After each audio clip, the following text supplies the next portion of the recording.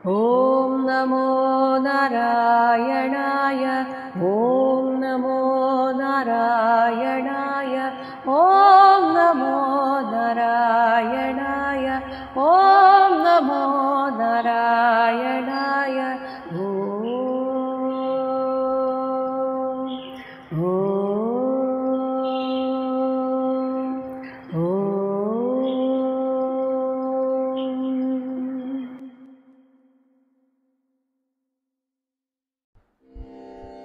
ഇനി കേതുമാല വർഷത്തിലെ കാര്യമാണ് പറയുന്നത്. കേതുമാലേ അപി ഭഗവാൻ കാമദേവസ്വരൂപേണ ലക്ഷ്മ്യാഃ പ്രിയചികീർഷയാ പ്രജാപതേഃ ദുഹിതॄണാം പുത്രാണാം തദ്വർഷപതീനാം പുരുഷായുഷാ അഹോരാത്രപരിസംഖ്യാനാനാം യാസാം ഗർഭാ മഹാപുരുഷ മഹാസ്ത്ര തേജസ ഉദ്വേജിതമനസാം വിധ്വസ്താ വ്യസവഃ സംവത്സരാന്തെ വിനിപതന്തി. കേതുമാലേ അപി കേതുമാലമെന്ന വർഷത്തിലും ഭഗവാൻ മഹാവിഷ്ണു ലക്ഷ്മ്യാഃ ലക്ഷ്മീദേവിക്കും പ്രജാപതേഹേ ആ വർഷത്തിന്റെ അധിപനായ സംവത്സരൻ എന്നു പേരായ പ്രജാപതിക്കും പ്രിയത്തെ ചെയ്യുന്നവനായി ദുഹിതॄണാം പുത്രാണാം ആ പ്രജാപതിയുടെ പുത്രിമാരും പുത്രന്മാരുമായിട്ട് പുരുഷായുഷ ഒരു മനുഷ്യന്റെ പൂർണ്ണ ആയുസ് എന്ന് പറയുന്നത് 100 വർഷമാണ്. അങ്ങനെ ആ 100 വർഷം എന്ന് പറയുന്നത് 36,000 അത്രത്തോളം വരുന്ന രാപ്പകലുകളാണ്. അങ്ങനെയുള്ള അഹോരാത്ര പരിസംഖ്യാനാനാം മനുഷ്യരുടെ പൂർണ്ണായുസ്സുകൊണ്ടുള്ള രാപ്പകലുടെ എണ്ണത്തോളം വരുന്ന, അതായത് 36,000 വരുന്ന തദ്വർഷപതീനാം ആ വർഷത്തിന്റെ അധിപതികൾക്കും പ്രിയചികീർഷയ ഭഗവാൻ ഇവർക്കൊക്കെ പ്രിയമേകുവാനുള്ള ആഗ്രഹത്താൽ ഭഗവാന്റെ ചതുർവ്യൂഹമായിട്ടുള്ള പ്രദ്യുമ്ന രൂപത്തിൽ ആ പ്രദ്യുമ്നന്റെ കാമദേവന്റെ അവതാരമായിട്ട് ഒരിക്കൽ പ്രദ്യുമ്നൻ അവതരിച്ചിട്ടുണ്ട്, ഭഗവാന്റെ മകനായിട്ട്. അതുകൊണ്ടാണ് ഇവിടെ കാമദേവ സ്വരൂപേണ എന്ന് പറയുന്നത്. യഥാർത്ഥത്തിൽ അത് ഭഗവാൻ തന്നെയാണ്. ഭഗവാന്റെ ചതുർവ്യൂഹത്തിൽ ഒന്നാണ് പ്രദ്യുമ്ന ഭാവം. അങ്ങനെയുള്ള കാമദേവ സ്വരൂപത്തോടെ ഈ കേതുമാല വർഷത്തിൽ സന്നിധാനം ചെയ്യുന്നു. മഹാപുരുഷ മഹാസ്ത്ര തേജസ കാലസ്വരൂപനായ ആ ഭഗവാന്റെ മഹാസ്ത്രമായ സുദർശന ചക്രത്തിന്റെ തേജസ്സിനാൽ ഉദ്വേജിത മനസാം മനസ്സിൽ അമ്പരപ്പുകൊള്ളുന്ന യാസാം യാതൊരു സ്ത്രീകളുടെ ഗർഭാഹ ഗർഭങ്ങൾ വിധ്വസ്താഹ ഇല്ലാതാക്കപ്പെട്ട് സംവത്സരാന്തേ സംവത്സര അവസാനത്തിൽ വ്യസവഹ ജീവനില്ലാതെ വിനിപതന്തേ വീണുപോകുന്നു. കേതുമാലാ വർഷത്തിൽ ലക്ഷ്മീദേവിക്കും ആ വർഷത്തിന്റെ അധിപനായ പ്രജാപതിക്കും പ്രിയത്തെ ചെയ്യുന്നവനായി ഭഗവാൻ മഹാവിഷ്ണു പ്രദ്യുമ്നൻ എന്ന പേരോടുകൂടി കാമദേവന്റെ സ്വരൂപത്തിൽ വസിക്കുന്നു.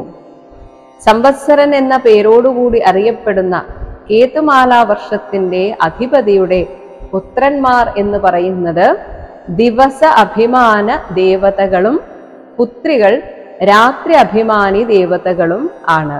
അങ്ങനെയാണ് 36,000 വരുന്ന എന്ന കണക്ക് പറഞ്ഞത്.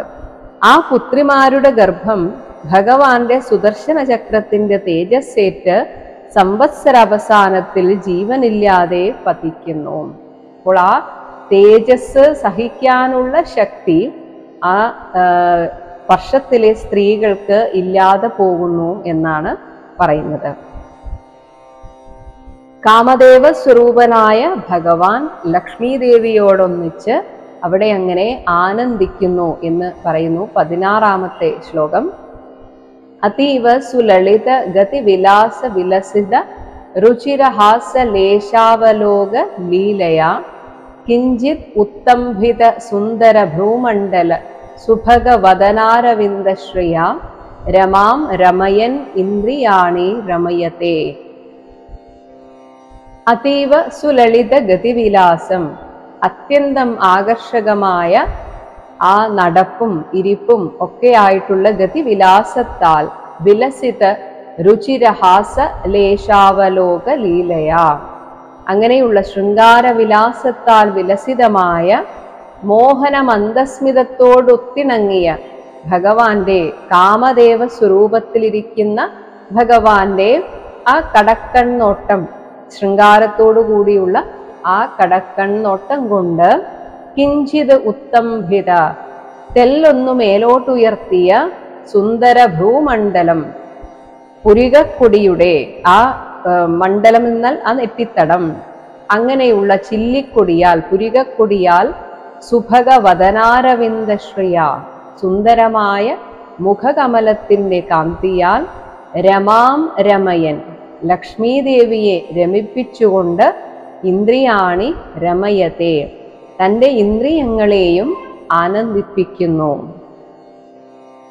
ഭഗവാൻ തൻ്റെ മനോഹരമായ പുഞ്ചിരിയോടുകൂടിയ കടാക്ഷലീലയാൽ അല്പമുയർത്തപ്പെട്ട തൻ്റെ പുരികക്കൊടികൾ കാട്ടിയും തന്മൂലം വർദ്ധിച്ച മുഖ സൗന്ദര്യം കൊണ്ടും ലക്ഷ്മീദേവിയെ രമിപ്പിക്കുന്നു, ഒപ്പം സ്വയം ആനന്ദിക്കുകയും ചെയ്യുന്നു.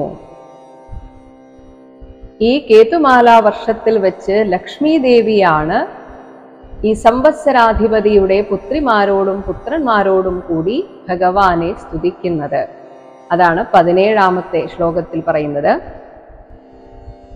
തദ്ഭഗവതോ മായാമയം രൂപം പരമസമാധിയോഗേന രമാദേവി സംവത്സരസ്യ രാത്രിഷു പ്രജാപതേഃ ദുഹിതൃഭിഃ ഉപേത അഹസ്സു ച തദ്ഭർതൃഭിഃ ഉപാസ്തേ ഇദം ച ഉദാഹരതി. ഭഗവതഃ, പ്രദ്യുമ്നമൂർത്തിയായിട്ടിരിക്കുന്ന ഭഗവാൻ മഹാവിഷ്ണുവിൻ്റെ മായാമയം തത് രൂപം, മായാമയമായ ആ രൂപത്തെ രമാദേവി, സാക്ഷാൽ ലക്ഷ്മീ ഭഗവതി തൻ്റെ പരമസമാധിയോഗേന, ഉത്തമോത്തമമായ സമാധിയോഗം കൊണ്ട് സംവത്സരസ്യ പ്രജാപതേഃ, സംവത്സരൻ എന്ന പ്രജാപതിയുടെ ദുഹിതൃഭിഃ ഉപേത, പുത്രിമാരോടുകൂടി രാത്രിഷു, രാത്രികളിലും തദ്ഭർതൃഭിഃ, അവരുടെ ഭർത്താക്കന്മാരോടുകൂടി അഹസ്സുച, പകലുകളിലും ഉപാസ്തേ, ഉപാസിച്ചുകൊണ്ടിരിക്കുന്നു. മാത്രമല്ല ഇദം ഉദാഹരതി ച, ഈ സ്തോത്രത്തെ ഉച്ചരിക്കുകയും ചെയ്യുന്നു. കേതുമാലാ വർഷത്തിൽ വെച്ച് ലക്ഷ്മീദേവി തൻ്റെ സമാധിയോഗം കൊണ്ട് പ്രജാപതിയുടെ പുത്രിമാരോടൊത്ത് രാത്രിയും പുത്രന്മാരോടൊത്ത് പകലും ഭഗവാനെ ഉപാസിച്ച് ഇങ്ങനെ ഭജിക്കുന്നു. 18ാമത്തെ ശ്ലോകം. ഓം ഹ്രാം ഹ്രീം ഹ്രൂം ഓം നമോ ഭഗവത്തെ ഹൃഷീകേശായ സർവഗുണവിശേഷൈഃ വിലക്ഷിതാത്മനെ ആകൂതീനാം ചിത്തീനാം ചേതസാം വിശേഷാണാം ച അധിപതയേ ഷോഡശകലായ ഛന്ദോമയായ അന്നമയായ അമൃതമയായ സർവമയായ സഹസേ ഓജസേ ബലായ കാന്തായ കാമായ നമസ്തേ ഉഭയത്ര ഭൂയാത്. ഓം ഹൃഷീകേശായ ഭഗവതേ നമഃ. ഹൃഷീകേശൻ എന്നാൽ സമസ്ത ഇന്ദ്രിയങ്ങളുടെയും നിയന്താവ് എന്നർത്ഥം. അങ്ങനെ നിയന്താവായിരിക്കുന്ന ഭഗവാൻ പ്രദ്യുമ്നമൂർത്തിക്ക് നമസ്കാരം. സർവഗുണവിശേഷൈഃ, എല്ലാ ശ്രേഷ്ഠ പദാർത്ഥങ്ങളാലും വിലക്ഷിതാത്മനെ, ലക്ഷീകരിക്കപ്പെട്ട സ്വരൂപത്തോടു കൂടിയവനായി, അതായത് ഏതൊരാളെയും ആകർഷിക്കുന്ന എന്തൊക്കെ ഈ ഭൂമിയിലുണ്ടോ അതിലൊക്കെ ആ കാമദേവന്റെ സ്പർശമുണ്ട്. അങ്ങനെയുള്ള ആകൂതീനാം ചിത്തീനാം, ക്രിയകൾക്കും ജ്ഞാനങ്ങൾക്കും ചേതസാം വിശേഷാണാം ച, സങ്കല്പ അധ്യവസായാദി ചിത്തവൃത്തികൾക്കും അവയുടെ വിഷയങ്ങൾക്കും. നമ്മുടെ മനസ്സിൻ്റെ ഓരോരോ വൃത്തികൾ എന്ന് പറയുന്നത് ചില കാര്യങ്ങൾ നമ്മൾ സങ്കല്പിക്കുന്നു. ഒരു കാര്യം കേൾക്കുമ്പോൾ അതിനെക്കുറിച്ചൊരു വിഷ്വലൈസേഷൻ, അതാണ് സങ്കല്പം. പിന്നീട് ആ സങ്കല്പത്തെ നമ്മൾ ചിന്തിച്ചുറപ്പിക്കുന്നു, അതാണ് അധ്യവസായം. ഇങ്ങനെയുള്ള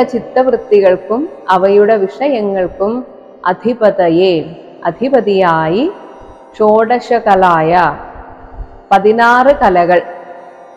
അതെന്തൊക്കെയാണെന്ന് പറയുന്നു. 11 ഇന്ദ്രിയങ്ങളും 5 വിഷയങ്ങളും ആകുന്ന 16 കലകളാൽ പൂർണ്ണനായി, ഛന്ദോമയായ വേദങ്ങളിൽ പറഞ്ഞിരിക്കുന്ന കർമ്മങ്ങളാൽ പ്രാപ്യനായിട്ട്, അന്നമയായ അന്നസ്വരൂപനായും, അമൃതമയായ അമൃതസ്വരൂപനും, സർവമയായ സമസ്ത വിഷയവ്യാപ്തിയുള്ളവനും ആയിട്ട്, സഹസേ മനഃശക്തിയായും, ഓജസേ ഇന്ദ്രിയശക്തിയായും, ബലായ ദേഹശക്തിയായും വർത്തിക്കുന്നവനായി, കാന്തായ കാമായ കമനീയാംഗനായി കാമദേവനായിരിക്കുന്ന തേ ഉഭയത്ര നമ, അവിടത്തേക്ക് അകം കൊണ്ടും പുറം കൊണ്ടും നമഃ ഭൂയാത് നമസ്കാരം ഭവിക്കട്ടെ. ആദ്യം പറഞ്ഞത് ബീജമന്ത്രങ്ങളാണ്. 19ാമത്തെ ശ്ലോകം. സ്ത്രിയഃ സ്ത്രിയോ വ്രതൈഃ ത്വാ ഋഷികേശ്വരം സ്വതോ ഹി ആരാധ്യ ലോകേ പതിം ആശാസത്തെ അന്യം താസാം ന തേ വൈ പരിപാന്തി അപത്യം പ്രിയം ധനായുംഷി യതഃ അസ്വതന്ത്രാഃ. ലോകേ ഈ ലോകത്തിൽ സ്ത്രീയഃ സ്ത്രീകൾ സ്വതഃ സ്വതവേ ഋഷികേശ്വരം ഇന്ദ്രിയങ്ങളുടെ പതിയായിരിക്കുന്ന ത്വാ അങ്ങയെ വ്രതങ്ങൾ കൊണ്ട് വ്രതൈഹി ആരാധ്യ വ്രതങ്ങൾ കൊണ്ട് ആരാധിക്കുന്നു, എന്നിട്ട് മറ്റൊരാളെ ഭർത്താവായി കിട്ടാൻ ആഗ്രഹിക്കുന്നു. അന്യം പതിം ആശാസതേഹി മറ്റൊരാൾ തനിക്ക് പതിയായി വരണമെന്ന് ആഗ്രഹിക്കുന്നുണ്ടല്ലോ. യഥാർത്ഥത്തിൽ ഈ ലോകത്തിൽ എല്ലാവരുടെയും പതിയായ ഭഗവാനെ അല്ല അവർ ആഗ്രഹിക്കുന്നത്. എന്നാൽ നല്ലൊരു ഭർത്താവിനെ കിട്ടാൻ ആശ്രയിക്കുന്നത് ഭഗവാനെയാണ്. അതുകൊണ്ട് തന്നെ ഈ പതിമാർ ഇങ്ങനെ കിട്ടുന്ന തേവൈ ആ ഭർത്താക്കന്മാരാകട്ടെ, താസാം പ്രിയം അവരുടെ പ്രിയം ഇഷ്ടപ്പെട്ട അപത്യം സന്താനത്തെയോ ധനായുംഷി സമ്പത്തിനെയോ ജീവിതത്തെയോ ന പരിപാന്തി നേരാവണ്ണം പരിപാലിക്കുന്നില്ല എന്ന് പറയുന്നതിൻ്റെ അർത്ഥം അവർക്കതിന് സാധിക്കില്ല. യതഃ എന്തുകൊണ്ടെന്നാൽ അവരെല്ലാം അസ്വതന്ത്രാഃ അവരുടെ സ്വന്തം ഇഷ്ടപ്രകാരം ഈ ഭൂമിയിൽ ജീവിക്കാൻ സാധിക്കാത്തവരാണ്. ഭഗവാനെ തന്നെ പതിയായിട്ട് ആഗ്രഹിച്ച് ഭജിച്ചുകൊണ്ടിരിക്കുന്ന ലക്ഷ്മി ഭഗവതി സ്വയം ചാരിതാർത്ഥയാണ്. എന്നാൽ ലോകത്തിലെ ഇതര സ്ത്രീകളാകട്ടെ അങ്ങനെയല്ല. അവർ വേറെ ആരെയെങ്കിലും ഭർത്താവായി കിട്ടാനായിട്ട് കാമദേവാത്മകനായ അങ്ങയെ വ്രതങ്ങൾ കൊണ്ട് ഉപാസിക്കുന്നു.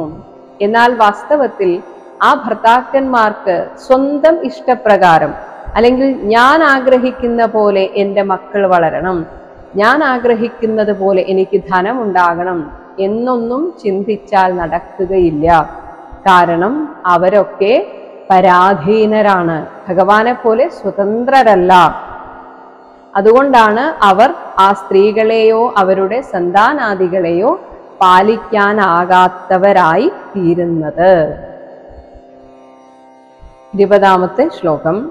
സവൈ പതിഃ സ്യാത് അകുതോ ഭയഃ സ്വയം സമന്തതഃ പാതി ഭയാതുരം ജനം സ ഏക ഏവ ഇതരഥാ മിഥോ ഭയം നയേവ ആത്മലാഭാത് അധിമന്യതേ പരം. യഹ സ്വയം യാതൊരാൾ സ്വയം അകുതോ ഭയഃ ഒന്നിൽ നിന്നും ഭയമില്ലാത്തവനായിട്ട് ഭയാതുരം ജനം ഭയവിഹ്വലമായ ജനത്തെ സമന്തതഃ പാതി സർവഭയത്തിൽ നിന്നും പാലിക്കുന്നുവോ സഹവൈ പതിഃ അവൻ മാത്രമാണ് ശരിയായ പതിയായിട്ടുള്ളവൻ. ഒരു സ്ത്രീയെ ഏത് ഭയത്തിൽ നിന്നും രക്ഷിക്കാൻ സാധിക്കുന്നവൻ മാത്രമാണ് ശരിയായ ഭർത്താവ്. അല്ലാത്ത ഭർത്താക്കന്മാരൊക്കെ, അങ്ങനെയുള്ള ഭർത്താക്കന്മാരെയൊക്കെ നമുക്ക് ഈ സിനിമയിൽ മാത്രമേ കാണാൻ സാധിക്കുള്ളൂ. തൻ്റെ ഭാര്യയെ ഉപദ്രവിക്കാൻ വരുന്ന ഒരു തെമ്മാടിയെ അടിച്ചു വീഴ്ത്തുന്ന ഹീറോ യഥാർത്ഥ ജീവിതത്തിലില്ല. അങ്ങനെ ആർക്കും സാധിക്കില്ല. കാരണം നമ്മൾ പല സംഭവങ്ങളും കണ്ടിട്ടുണ്ട്. ഭർത്താവിനെ കെട്ടിയിട്ട് ഭാര്യയെ ഉപദ്രവിച്ച എത്രയോ സംഭവങ്ങൾ ഉണ്ടായിട്ടുണ്ട്. അങ്ങനെ നോക്കുമ്പോൾ സ്വന്തം ഭാര്യയെ ഭർത്താവ് പരിപാലിക്കുന്നു എന്ന തോന്നൽ പോലും മൂഢത്തരമാണ്. അങ്ങനെ ഒരു ഭർത്താവിനും ഭാര്യയെ പരിപാലിക്കാൻ സാധിക്കില്ല. ആ ഭാര്യ സംരക്ഷിക്കപ്പെടുന്നുണ്ടെങ്കിൽ അത് ഭഗവാന്റെ അനുഗ്രഹത്താൽ മാത്രമാണ്. അങ്ങനെ നോക്കുമ്പോൾ സഹയേകഃ ഏവ, അങ്ങനെ നോക്കുമ്പോൾ അങ്ങ് മാത്രമാണ് എല്ലാവരുടെയും പതി. എന്തുകൊണ്ടെന്നാൽ ഭഗവാൻ ആത്മലാഭാത് അധിപരം. ആ ഭഗവാന് സ്വസ്വരൂപാനന്ദത്തെ ഒഴിച്ച് മറ്റൊന്നിനെ ന മന്യതേ ഏവ, അവിടുന്ന് കരുതുന്നതേ ഇല്ല. മറിച്ച് ഇതരഥ, മറിച്ച് ഈ ലോകത്തിൽ അങ്ങനെയുള്ളവർ ഉണ്ട് എന്ന് വന്നാൽ എല്ലാവർക്കും സ്വതന്ത്രമായിട്ട് അവരുടെ തീരുമാനം നടപ്പിലാക്കാം എന്നുണ്ടായിരുന്നുവെങ്കിൽ മിഥഹ ഭയം, അവർ തമ്മിൽ കലഹഭീതിക്ക് ഇടവരുമായിരുന്നു. യാതൊരുവനാണോ കാലാദികളായിരിക്കുന്ന ഒന്നിനെയും ഭയപ്പെടാത്തവനായിരിക്കുന്നത്, യാതൊരുവനാണോ ഭയം നിമിത്തം അധീരനായിരിക്കുന്ന ജനത്തെ രക്ഷിക്കാൻ സമർത്ഥനായിരിക്കുന്നത്, ആ ഭഗവാൻ തന്നെയാണ് ഒരേ ഒരു പതി. അവിടുന്ന് ആത്മാനന്ദത്തെക്കാൾ അന്യമായ ഒന്നിനെയും ആഗ്രഹിക്കുന്നില്ല. അതേസമയം ഈ ലോകത്തിൽ നിന്ന് നമുക്ക് കിട്ടുന്ന നമ്മുടെ സംരക്ഷകർ എന്ന് വിശ്വസിക്കുന്നവരൊക്കെ വിഷയസുഖങ്ങളെ കാക്ഷിക്കുന്നവരാണ്. അതുകൊണ്ട് തന്നെ അവർക്ക് എന്തിനേയും ഭയമാണ്. അവർ ഭയപ്പെടുക മാത്രമല്ല, മറ്റുള്ളവർക്ക് ഭയത്തെ ഉണ്ടാക്കുന്നവർ കൂടിയാകുന്നു. ഇപ്രകാരമായിരിക്കുന്ന ഒരാൾ എങ്ങനെയാണ് ഒരാളുടെ നാഥനാവുക? അവരെ എങ്ങനെയാണ് നമ്മുടെ സംരക്ഷകനാണെന്ന് പറയാൻ സാധിക്കുക? ഒരു കൂട്ട് അത്രമാത്രമേ ഉള്ളൂ. ഇനി ഭഗവാനെ ഭജിക്കുമ്പോൾ തന്നെ അത് നിഷ്കാമമായിരിക്കണം. അല്ലെങ്കിൽ എന്താണ് എന്ന് പറയുന്നു. എന്തുകൊണ്ടാണ് നിഷ്കാമ ഭജനം ഇത്ര പ്രധാനപ്പെട്ടത് എന്ന് പറയുന്നത്? 21ാമത്തെ ശ്ലോകം. യാ തസ്യ തേ പാദസരോരുഹാർഹണം നികാമയേത് സാ അഖില കാമലം പടാ തദേവ രാസീപ്സിതം ഈപ്സിതോ അർച്ചിതോ യത് ഭഗ്നയാജ്ഞാ ഭഗവൻ പ്രതപ്യതേ. തസ്യ, ഇങ്ങനെയൊക്കെ ഏതൊരാളെയും ഭയത്തിൽ നിന്ന് രക്ഷിക്കുന്ന, എല്ലാ അർത്ഥത്തിലും സംരക്ഷിക്കുന്ന തേ, അങ്ങയുടെ പാദസരോരുഹാർഹണം, ശ്രീപാദപത്മങ്ങളെ ഉപാസിക്കുക എന്നതിനെ മാത്രം യാ നികാമയേത്, യാതൊരുവളാണോ ആഗ്രഹിക്കുന്നത്, സാ, അവൾ അഖില കാമലം പടാ, ശരിക്കും സർവകാമങ്ങളെയും പ്രാപിച്ചനുഭവിക്കുന്നവളായി തീരുന്നു. ഭഗവാനെ നിഷ്കാമമായി ഭജിച്ചാൽ അവൾക്ക് ഈ ലോകത്ത് സർവ്വതും ലഭ്യമാണെന്ന ഒരു സംതൃപ്തി ലഭിക്കുന്നു. ഇനി ഒന്നും വേണ്ട ജീവിതത്തിൽ എന്ന ഒരു തൃപ്തി അങ്ങനെയുള്ളവർക്ക് മാത്രമേ ലഭിക്കുകയുള്ളൂ. അതേസമയം ഭഗവാനോട് എന്തെങ്കിലും ഈപ്സിതഃ, ആഗ്രഹിച്ചുകൊണ്ട് അർച്ചിതഃ, ഭഗവാനെ ആരാധിച്ചാൽ ചിലപ്പോൾ നമുക്ക് അർഹതയുണ്ടെങ്കിൽ തത് ഈപ്സിതമേവ രാസി, ആ അഭിലാഷത്തെ മാത്രം ഭഗവാൻ തരും. പക്ഷേ ആ അഭിലാഷം സാധിച്ചു കഴിഞ്ഞാൽ യത് ഭഗ്നയാജ്ഞ, യാതൊരു അഭിലാഷം അത് സാധിച്ചു കഴിഞ്ഞാൽ അതിൻ്റെ ഫലം അവിടെ കഴിഞ്ഞു. ഒരു പക്ഷേ അതിനെ തുടർന്നുള്ള പ്രശ്നങ്ങളായിരിക്കും. പിന്നീട് അത് ആലോചിച്ച് പ്രതപ്യതേ, അവൾ തപിക്കുകയും ചെയ്യും. സകാമഭജനം ഒരിക്കലും നിത്യമായ സുഖത്തെ തരുന്നതല്ല. ഇതറിയാതെയാണ് പലരും ഈ ലോകത്തിലെ തുച്ഛമായ സുഖങ്ങൾ പറഞ്ഞുകൊണ്ട് ഭഗവാനെ പ്രാർത്ഥിക്കുന്നത്. കല്യാണം കഴിയണം എന്ന് ആഗ്രഹിച്ചു, കല്യാണം കഴിഞ്ഞ് എല്ലാവരും ഇവിടെ ആനന്ദത്തോടെ ഇരിക്കുന്നുവെങ്കിൽ ആ ഒരു ചോദ്യത്തിന്, ആ പ്രാർത്ഥനയ്ക്ക് ഒരു കാര്യമുണ്ടായിരുന്നു, എന്തെങ്കിലും ഒരു അർത്ഥമുണ്ടായിരുന്നു. കല്യാണം കഴിഞ്ഞവർ ഇതിൽ നിന്ന് എങ്ങനെ ഒഴിയാം എന്ന് ചിന്തിച്ച് നടക്കുന്നവരുണ്ട്. പല മനഃശാസ്ത്രജ്ഞരും പറയുന്നു, ഇന്നത്തെ കാലത്തൊക്കെ പ്രത്യേകിച്ച് പല ദാമ്പത്യ ബന്ധങ്ങളിലും 90% പേരും എങ്ങനെയൊക്കെയോ കഴിഞ്ഞുകൂടുന്നവരാണ്. അതിൽ കുറച്ചൊക്കെ ധൈര്യമുള്ളവർ അല്ലെങ്കിൽ മറ്റുള്ളവരെ ഭയപ്പെടാതെ ഇനി എന്തു വന്നാലും സാരമില്ല എന്ന് ചിന്തിക്കുന്നവർ പിരിയുകയും ചെയ്യുന്നു. വളരെ ചുരുക്കം, ഒരു 10% പേർ മാത്രമാണ് പരസ്പരം മനസ്സിലാക്കി സ്നേഹിച്ച് ജീവിക്കുന്നത്. എന്നാൽ അപ്പോഴും അങ്ങനെ ജീവിക്കുമ്പോൾ അതിലൊരാളുടെ വിരഹം, വിയോഗം അവർക്ക് താങ്ങാവുന്നതിലും അപ്പുറവുമായിരിക്കും. എന്ന് വെച്ചാൽ ഈ ലോകത്ത് നിന്ന് കിട്ടുന്ന ഒരു സുഖവും സുഖമേ അല്ല, അത് പിന്നീട് ദുഃഖത്തെ തരുന്നതാണ്. ഇനി ഒരു കുഞ്ഞുണ്ടാവുക എന്നതിനാണ് പ്രാർത്ഥിച്ചതെങ്കിൽ ഇനിയുള്ള കാലത്ത് കുഞ്ഞുങ്ങൾ വളർന്നു വലുതാകുന്നത് ഒരു പ്രത്യേക ലോകത്താണ്. അവരെ ഒരു കാര്യത്തിനും നിയന്ത്രിക്കാൻ പറ്റാത്ത വിധത്തിൽ കുട്ടികളും മാറിപ്പോയിരിക്കുന്നു, ഈ ലോകവും മാറിപ്പോയിരിക്കുന്നു. അതുകൊണ്ട് ഇന്ന് പല രക്ഷിതാക്കളും കുട്ടികൾ ഉണ്ടായതിനെ കുറിച്ച് ആലോചിച്ച് ദുഃഖിക്കുന്നവരാണ്. അതൊക്കെയാണ് പറയുന്നത്, ഒരു ആഗ്രഹത്തിനു വേണ്ടി നമ്മൾ ഭഗവാനോട് പ്രാർത്ഥിച്ചാൽ, ആ ആഗ്രഹം സാധിച്ചാൽ എന്നേക്കുമായി സന്തോഷം കിട്ടുമായിരുന്നെങ്കിൽ അതിനൊരു സുഖമുണ്ടായിരുന്നു. പക്ഷെ അങ്ങനെ ഒരാഗ്രഹവും ഈ ലോകത്തിലില്ല. അതുകൊണ്ട് ആരാണോ ഭഗവാനെ വേണം എന്നാഗ്രഹിച്ചുകൊണ്ട് ഭഗവാനെ ഭജിക്കുന്നത്, അവർക്ക് എല്ലാം ലഭിച്ചതുപോലെ ഒരു തൃപ്തി ഉണ്ടാവുന്നു. ഇനി ലക്ഷ്മീദേവി സ്വയം പറയുകയാണ്, ആരാണോ എന്നെ വേണമെന്നാഗ്രഹിച്ച് എന്നെ മാത്രം ഭജിക്കുന്നത്, അവർക്കൊരിക്കലും എന്നെ സ്ഥിരമായി ലഭിക്കുകയില്ല. 22-ാമത്തെ ശ്ലോകം. മത് പ്രാപ്തയേ അജേഷ സുരാസുരാദയഃ തപന്ത ഉഗ്രം തപ ഐന്ദ്രിയേധിയ ഋതേ ഭവത് പാദപരായണാത് നമാം വിന്ദന്ത്യഹം ത്വദ്ഹൃദയ യതഃ അജിത യതോജിത. അജൻ ബ്രഹ്മാവ്, ഈശൻ ശിവൻ, സുരാസുരാദയഃ ദേവന്മാർ, അസുരന്മാർ തുടങ്ങിയുള്ളവർ, ഐന്ദ്രിയേധിയഃ ഇന്ദ്രിയ സംബന്ധികളായ വിഷയങ്ങളിൽ മനസ്സ് വെച്ചുകൊണ്ട് അത് വേണമെന്നാഗ്രഹിച്ചുകൊണ്ട് മത്പ്രാപ്തയെ ലക്ഷ്മീദേവിയായ എന്നെ ലഭിക്കുന്നതിനായി ഉഗ്രം തപഃ തപ്യന്തേ ഉഗ്രമായ തപസ്സൊക്കെ അനുഷ്ഠിക്കുന്നു.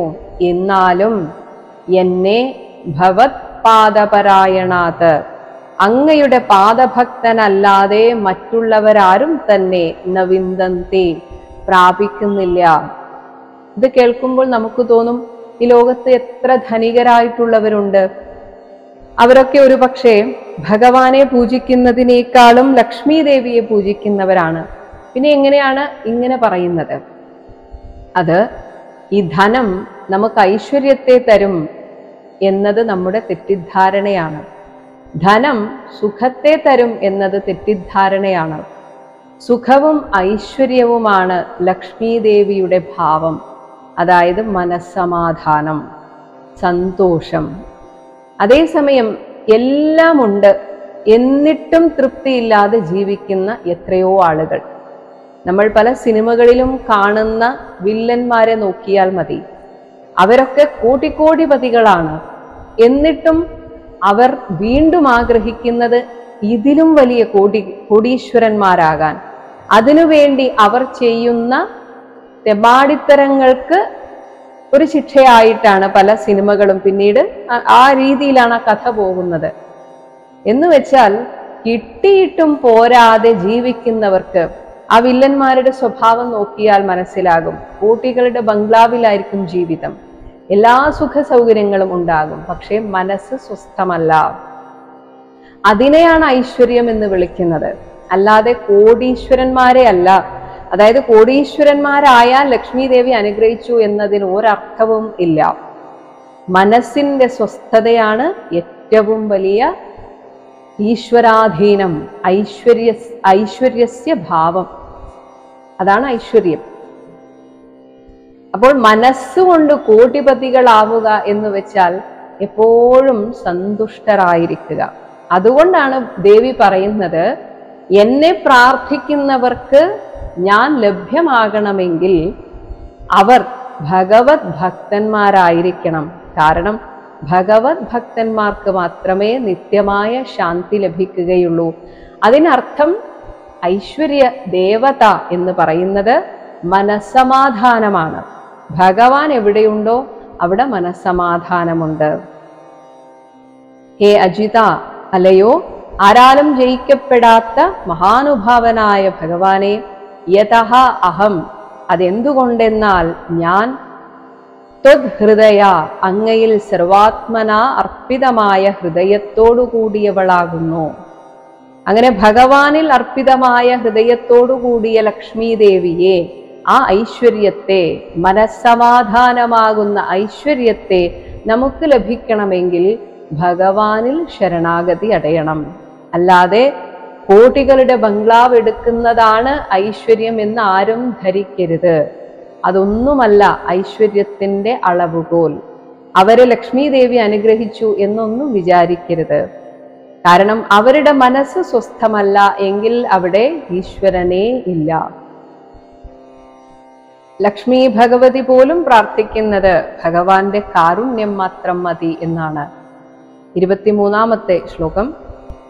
സഹത്വം മമാപി അച്യുത ശീർഷ്ണി വന്ദിതം കരാംബുജം യത് ത്വത് അധായി സത്വതാം ബിഭർഷിമാം ലക്ഷ്മ വരേണ്യമായയ ത ഈശ്വരസ്യ ഈഹിതം ഊഹിതും വിഭുഹു ഇതി. ഹേ അച്യുത, സഹത്വം, അങ്ങനെയുള്ള ഭവാൻ, യത് കരാംബുജം, യാതൊരു തൃക്കര കമലം, സാത്വതാം ശീർഷ്ണി, ഭക്തന്മാരുടെ ശിരസിൽ, ത്വത് അധായി, അങ്ങയാൽ തന്നെ ചേർക്കപ്പെട്ടുവോ, വന്ദിതം, സംപൂജിതമായ അതിനെ, ആ ഭഗവാന്റെ തൃക്കര കമലത്തെ, മമാഭി ശീർഷ്ണി, എന്റെയും കൂടെ ശിരസിൽ ചൂടിച്ചു തരിക. അതായത് ഭക്തന്മാരെ അങ്ങ് എങ്ങനെ അനുഗ്രഹിക്കുന്നുവോ അതുപോലെ എന്നെയും അനുഗ്രഹിക്കണമേ എന്ന് ലക്ഷ്മി ദേവി പോലും പ്രാർത്ഥിക്കുകയാണ്. കാരണം ലക്ഷ്മി ദേവിക്ക് പലപ്പോഴും തോന്നിയിട്ടുണ്ട് തന്നേക്കാളും പ്രിയം ഭഗവാന് തൻ്റെ ഭക്തന്മാരോടാണ് എന്ന്. അതുകൊണ്ട് ഹേ വരേണ്യ, അല്ലയോ ശ്രേഷ്ഠതമനായ ഭഗവാനെ, മാം ലക്ഷ്മ, എന്നെ ഒരു അടയാളമായിട്ട്, അതാണ് ലക്ഷ്മ എന്നാൽ അടയാളം, അടയാളമായിട്ട് ബിഭർഷി, ഭവാൻ ധരിക്കുന്നുണ്ട്. ഈശ്വരസ്യ മായയാ, ഈശ്വരനായ അവിടുത്തെ മായ കൊണ്ടുള്ള ഈഹിതം, ആ ലീലാവിലാസത്തെ ഊഹിതും, ഊഹിച്ചറിയുവാൻ കഹ വിഭുഹു, ആര് ശക്തനാകുന്നു ഇതി. ഇങ്ങനെയാണ് ലക്ഷ്മി ദേവി ആ കേതുമാലാ വർഷത്തിൽ വെച്ച് ഭഗവാനോട് പ്രാർത്ഥിക്കാറ്. ഭക്തന്മാരുടെ ശിരസിൽ വെച്ച് അനുഗ്രഹിക്കുന്ന അങ്ങയുടെ തൃക്കൈകളെ എന്റെ ശിരസിലും വെക്കണമേ. അവിടുന്ന് എന്നെ അവിടുത്തെ മാറിടത്തിൽ ധരിക്കുന്നുണ്ടെങ്കിലും അങ്ങേക്ക് ഏറ്റവും പ്രിയങ്കരമായിട്ടുള്ളത് അങ്ങയെ ഭജിക്കുന്നവർ തന്നെയാണ്.